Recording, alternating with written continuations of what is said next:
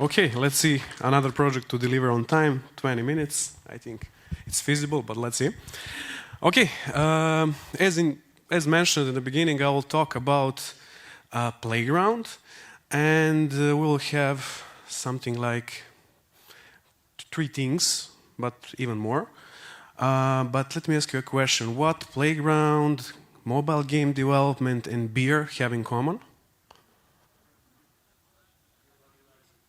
Everybody likes it. Yeah, that's a good. So you will learn about all of them on this talk, so that's good. But let me start first with why all of this started. And usually when I'm joining a team or some company in last decade, working with them on continuous improvement of their ways of working, I'm asking one question, and I will ask you here as well. Who from you love change? Okay, not so many hands, but still more than usual answer, but at least we are on Agile conference, so that's good. Last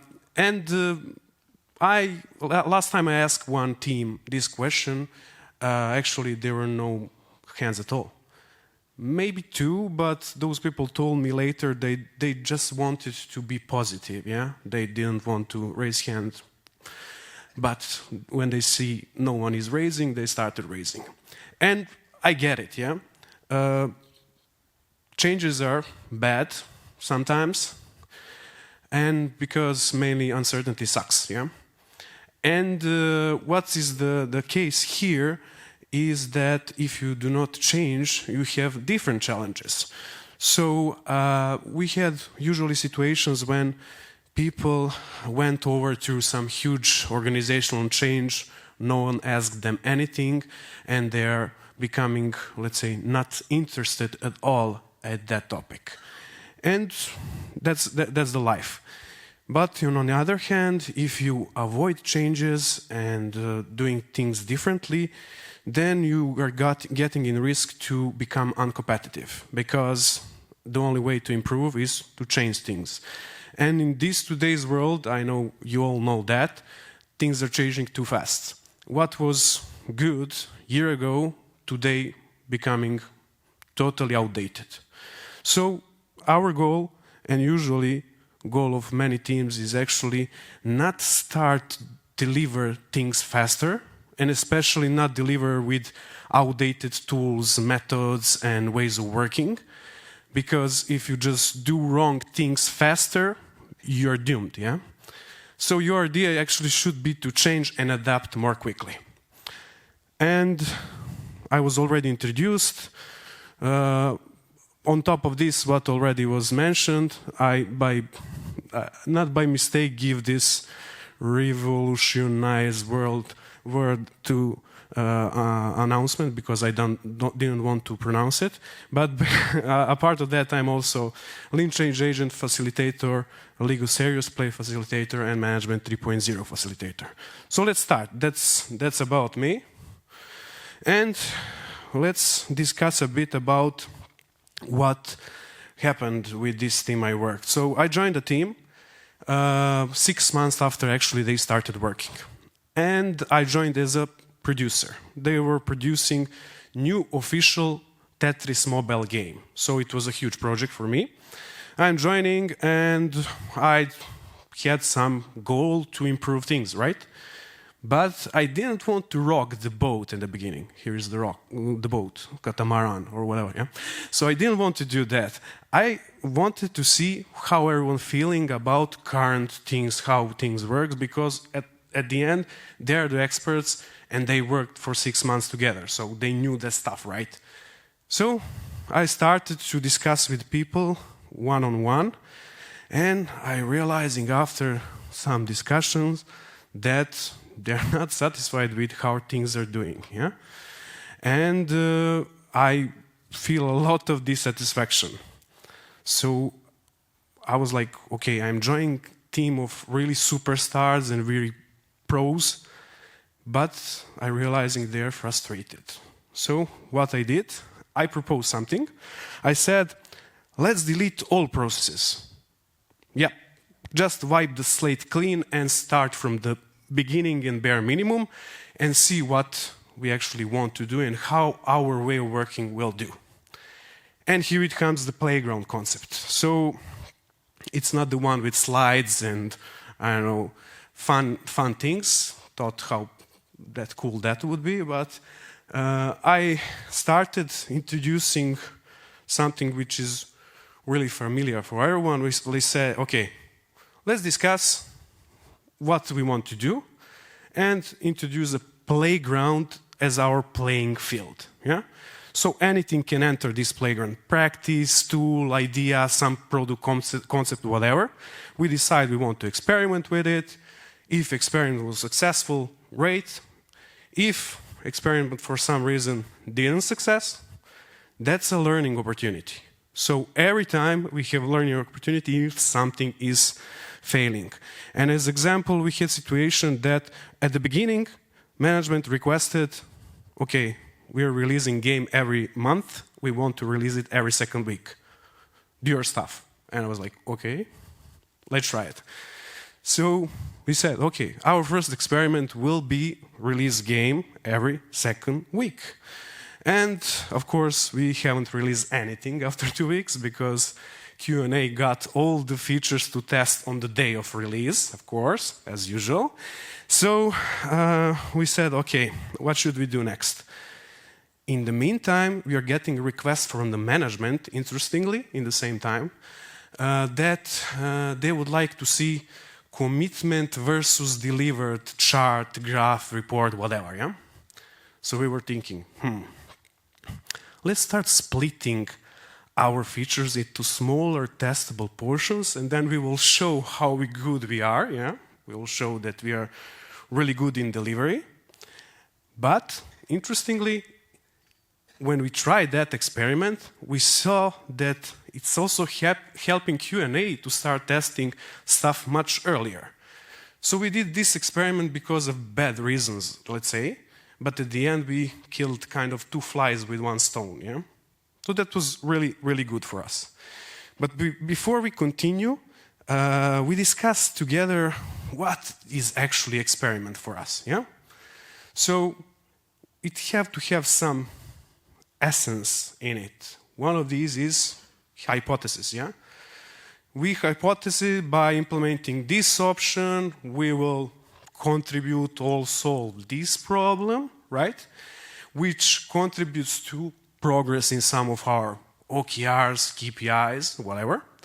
And at the end, we will measure it by doing this or that.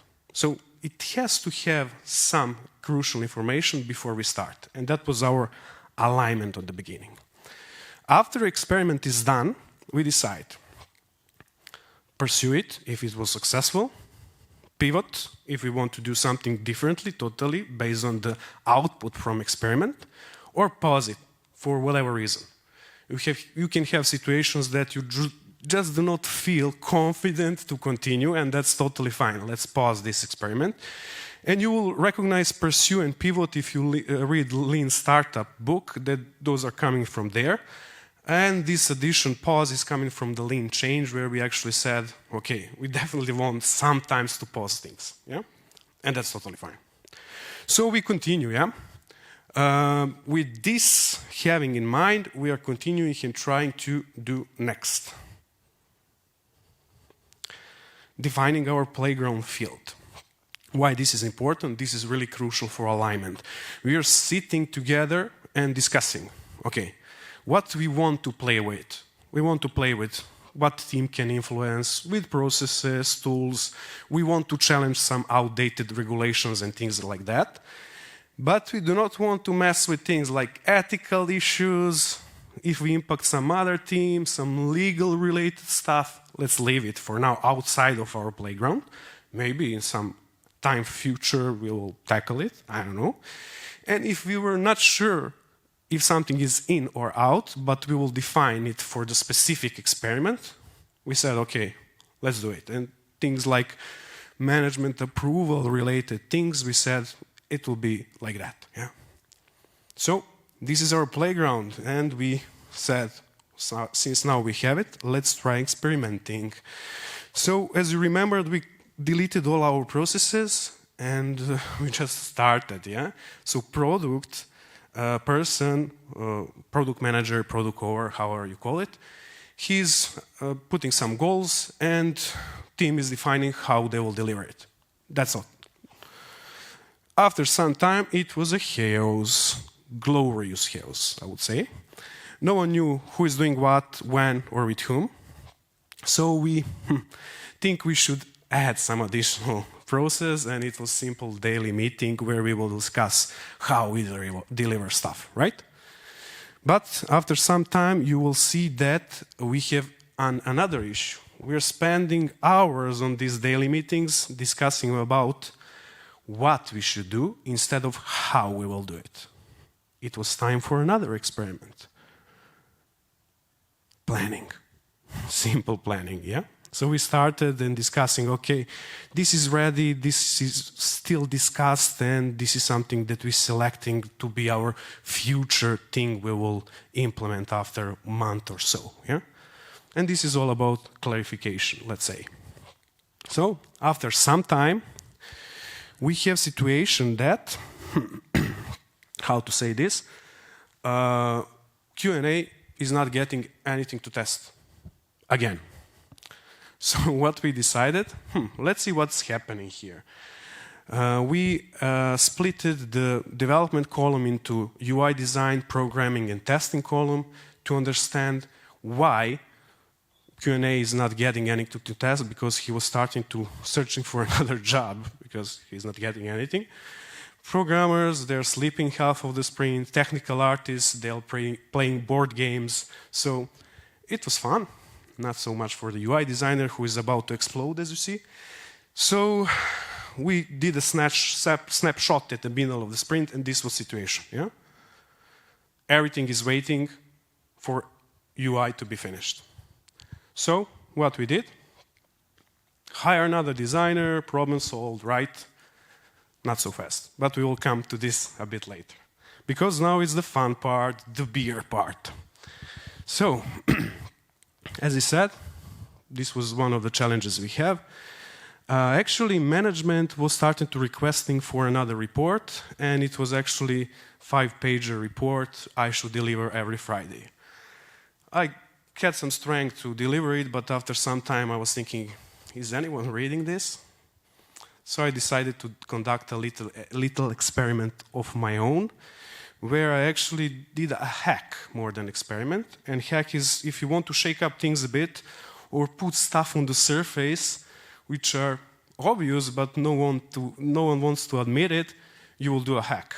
And hack was that I just put simple sentence at the end of the report. If you have read this far, I owe you a beer. And that's it. I send 1 report, 2 reports, 3 reports. Guess what? No one is asking for a beer. So I asked my manager after 3rd report, what do you think about the latest report? And he was saying, yeah, it was cool, professional, very good. And I was, okay, and do I owe you something? He was not having an idea what I'm talking about, yeah? So, long story short, I negotiated to 1-pager report, automated with Slack, coming from the live dashboard, so I even didn't need to create a report at the end, and I lived happily ever after, right? That's it. But, as I said, it's not the end of our problems. We have situation that animation is becoming our bottleneck, remember? UI design not anymore, but animation. And we didn't have any animator in our company at that moment, so we tried technical artists with some basic animation skills to help us, and we thought this is just temporary fix. But after some time, it was a situation that technical artists filled the gaps in the technical art, while others were maybe off or not available, and he was able to do some basic animations, which was really good. After some time, that person is becoming P-shaped professional. What that means, he have 2 deep good skills because he progressed in animation, and he was also good in technical art, and after some time he was really good in the soft skills, so also he became a team captain. So we call these people ninjas, P-shaped professionals. It's hard to find them, but they're really, really valuable. And we made it our OKR. So after some time, we say, okay, we want to develop skills instead of hiring new people. And that was our, let's say, conclusion after this experiment. So where we ended up, here's the bigger picture. Product owner, person dealing with the stuff from the backlog, we are giving that to the teams. Teams are implementing that in the game. We are giving game to stakeholders and players. Players are assessing if this is good or not. Yeah? They're providing some additional ideas. We review them. And again, product owner is prioritizing them. Looks familiar? Yeah, we didn't reinvent the wheel. But what is most important that we made process of our own. And if I came to the team and say, hey, you need to try this framework, they will reject it at the beginning, for sure, because after 2 days I'm coming and I'm providing some bulletproof solution, yeah? That's another point. So those were game changers for us. I will not go over them. You can take a picture or whatever. But for us, it was really important to, at the end, sit together and say, okay, but when we finish this process and this everything, what helped us the most? And those things were, really. What is most important, that we never use Agile, Lean, Management 3.0 buzzwords. Never. We actually did all of this here, but we never say, hey, this is a Kanban, this is definition already, this is Scrum, this is liberating structures. No, we are not mentioning it. We do what feels natural to us, and then we are providing some guidance how to improve it. What is also important is that me as a facilitator, I didn't have to be knowledgeable and expert in all of this. Because once we decide we implement something, we will play with it and we will together become experts. So that's really important, but for the facilitator it's important that he's a good facilitator and that he is knowledgeable about what is available in the market, yeah? But he do not need to be expert in everything, yeah? And that's it, but thank you for listening, and since you listened this far, I owe you a beer. Thank you very much. You can collect your beer after the lunch, I believe. So we have enough time for one question, I believe, which is the most voted one. How did the team identify the experiments and how to measure them? Great question. We are doing something called hot seat exercise, where we are assessing our options. We are assessing what are our insights in the current setup and what should be experiments, and we prioritize them. I can go more in details about that. 2:30, I have my expert session. So today we will talk about these let's say, practices and practical things which you can try with your teams if you are interested. And the expert sessions are outside this room on those nice sofas, so you can probably sign up there. So the rest question you need to ask during the break. Thank you very much once again. Thank you.